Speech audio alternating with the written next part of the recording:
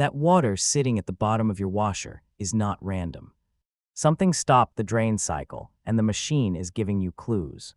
In the next few minutes, I'll show you the 6 most common reasons a washer still has water inside, how to tell which one you have, and which fixes you can safely try yourself before paying for a service call.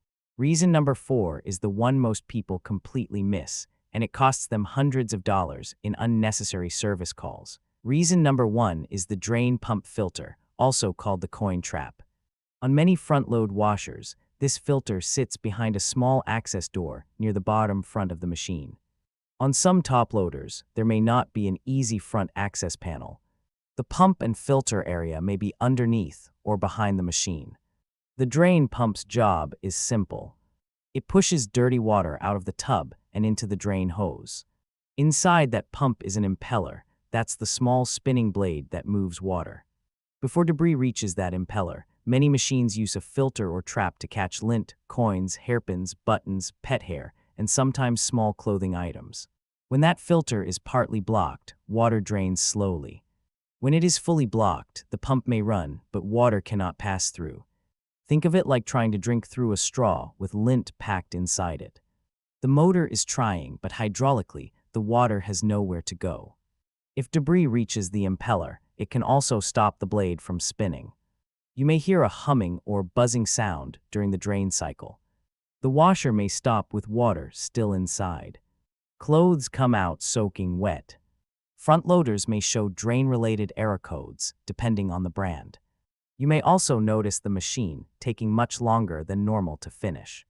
Unplug the washer and turn off the water supply before opening any access panel. Place towels and a shallow tray under the pump filter area because trapped water will come out. If your washer has a small emergency drain hose, pull it out and drain the water slowly into a bowl. Turn the filter cap counterclockwise and remove it carefully. Clean out lint, coins, hairpins, fabric, and anything wrapped around the filter. Shine a flashlight into the pump opening and check that the impeller can move. It should turn with slight resistance, not be completely jammed. Reinstall the filter tightly, close the panel, restore power, and run a drain and spin cycle. If it is just cleaning, this is usually free.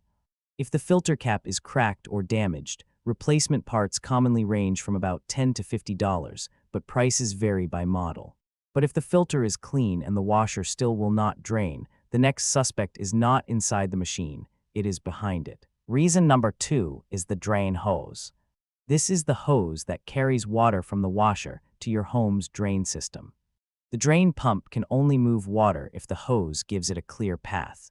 If the hose is kinked, crushed behind the washer, clogged with lint, or pushed too far into the standpipe, water flow drops dramatically.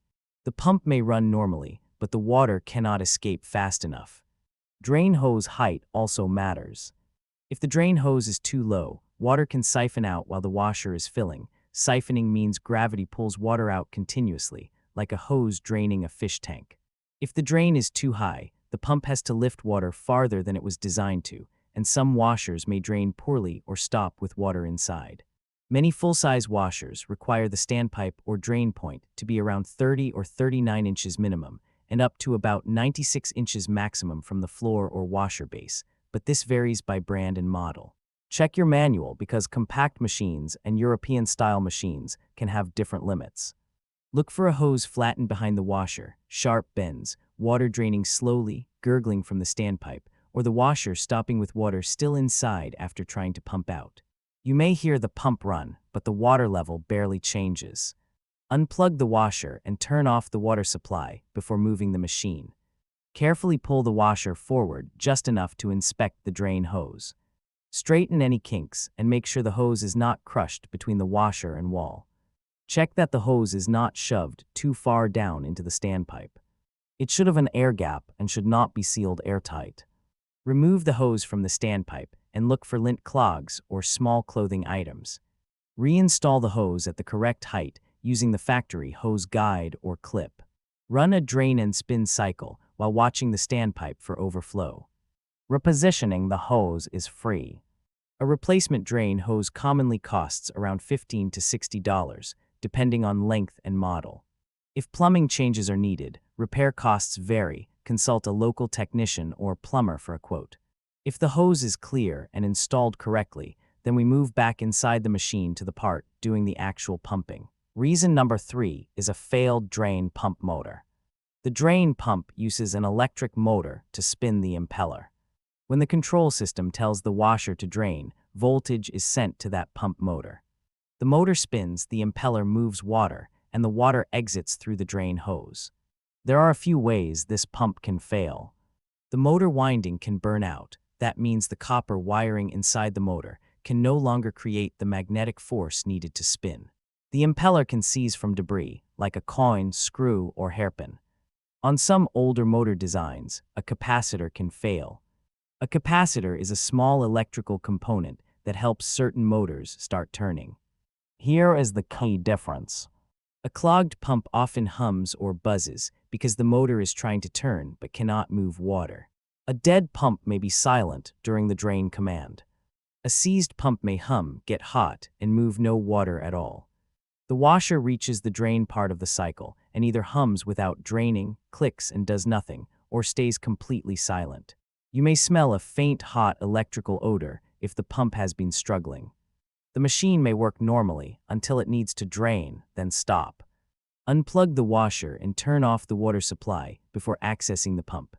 Drain standing water manually using the emergency drain hose, pump filter, or a wet-dry vacuum from the drain hose. Remove the lower panel, rear panel, or tilt the washer only if your model allows safe access. Inspect the pump inlet and impeller for debris before assuming the motor is bad. If the impeller is clear but the pump does not run during a drain cycle, the pump may need testing with a multimeter. If you are not comfortable testing electrical parts, stop here and call an appliance technician. If confirmed bad, replace the pump with the correct part number for your exact model. Drain pump parts commonly range from about $35 to $150. Professional repair costs vary by labor rate, access difficulty, and model, so ask for a local quote. But sometimes the pump is fine. The washer simply refuses to let the pump run because it thinks the door is open. Reason number 4 is the one most people miss. A failed lid switch or door latch. Washers are designed not to spin or drain in unsafe conditions. On many machines, the control system needs proof that the lid or door is closed before it starts draining or spinning. That proof comes from a lid switch on top loaders or a door latch assembly on front loaders. If that switch fails, the control board may think the lid is open, even when it is closed. The washer can fill and wash, then stop before drain or spin. From the outside, it looks like a pump problem, but the pump never received permission to run. A simple test technicians use is a continuity test with a multimeter. Continuity means electricity has a complete path through the switch. In plain language, when the lid is closed, the switch should usually allow the signal to pass. When the lid is open, that signal should stop. If the meter shows no change when the switch is opened and closed, the switch may be faulty. The washer stops right before drain or spin. A top loader may do nothing when the lid closes. A front loader may not lock, may click repeatedly, or may show a door lock error. You may not hear the pump at all because the drain command is never allowed to happen. Unplug the washer and turn off the water supply before accessing the lid switch or door latch. Inspect the lid strike or door strike first. That is the small plastic or metal piece that presses into the switch or latch. Check for broken plastic, loose screws, or a latch that does not click firmly.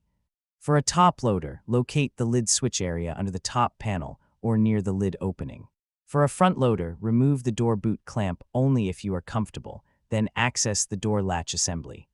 Use a multimeter continuity test only with the washer unplugged. Replace the switch or latch if it fails testing or is visibly damaged. Lid switches and door latch assemblies commonly range from about $20 to $100 for the part. Some front loader door locks cost more depending on the model. If you are unsure, repair costs vary. Consult a local technician for a quote. Now, if the machine pumps water out but that water comes right back or overflows nearby, the problem may not be the washer at all. Reason number 5 is a blocked or frozen standpipe or a problem in the household drain. This is where we separate an appliance fault from a plumbing fault. The washer can do everything correctly, pump running, hose clear, water leaving the machine, but if the standpipe or house drain is blocked, that water has nowhere to go. It may back up out of the standpipe, drain slowly, or even return pressure into the washer drain path. In cold areas, a drain line in an unheated space can freeze. More commonly, the standpipe is restricted by lint, soap residue, sludge, or a partial clog deeper in the plumbing. The washer drains fast, so a partial blockage that seems fine with a sink can fail when the washer suddenly dumps gallons of water. Watch the standpipe during drain. If water rises up and spills out, that is a plumbing warning sign. Listen for gurgling. Check whether nearby sinks, tubs, or floor drains are slow. If multiple fixtures drain badly, the washer is probably not the main problem. Unplug the washer and turn off the water supply before moving or disconnecting anything. Pull the drain hose out of the standpipe and place it into a large utility sink or bucket only if you can safely manage the water flow. Run a short drain cycle and see whether the washer pumps strongly into the sink or bucket. If the washer drains well outside the standpipe, the appliance is likely working. Inspect the standpipe opening for visible lint or obstruction. Do not pour harsh chemicals into the washer, drain hose, or machine. If the standpipe overflows or other fixtures drain slowly, call a plumber. If the issue is just lint at the standpipe opening, cleaning may be free. If the household drain needs snaking, thawing, or plumbing repair, costs vary widely by location and severity. Call a plumber, not an appliance tech, when the house drain is the fault. And that brings us to the final reason, the one you diagnose last because it can get expensive fast. Reason number 6 is a control board or timer malfunction. Modern washers use an electronic control board, basically the washer's brain. Older machines may use a mechanical timer. Either way, something has to send the drain command. That command tells the drain pump when to turn on, how long to run, and what to do next. If the board fails, the washer may never send power to the pump. If the timer contacts are worn on an older machine, the machine may stop at the same point every cycle.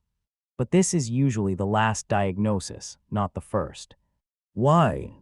Because clogged filters, kinked hoses, failed pumps, latch problems, and plumbing faults are more common and cheaper to check. A board problem can look like a dead pump, but the difference is that the pump itself may test good. The problem is upstream, the command is missing.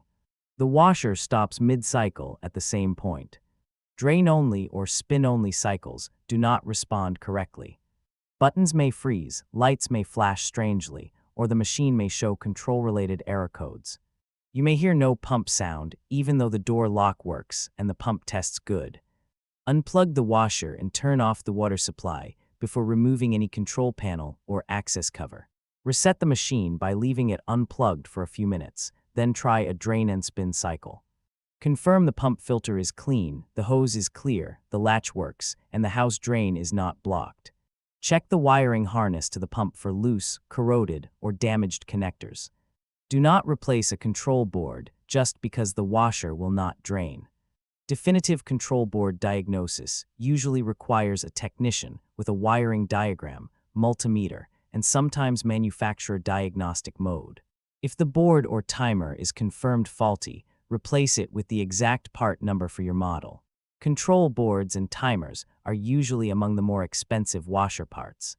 Parts can commonly range from about $100 to $400 or more depending on the machine. Professional diagnosis is strongly recommended before replacing one.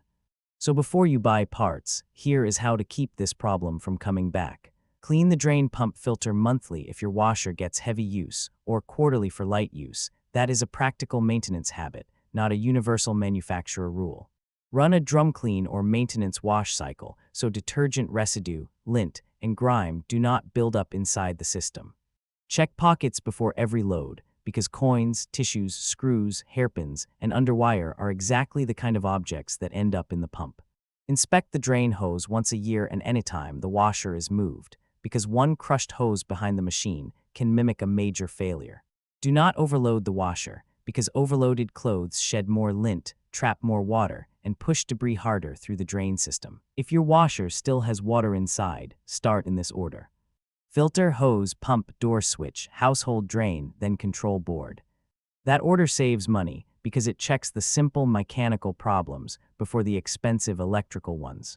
Comment below and tell me which reason matched your washer. Was it a clogged filter, a kinked hose, or something more serious? Your comment can help someone else recognize the same symptom faster. And if your washer is not just holding water, but shaking across the laundry room like it is trying to escape, watch the next video. Washer shaking violently. Here's why. If this saved you a service call, subscribe. We break down appliance problems every week so you never overpay a repair tech again.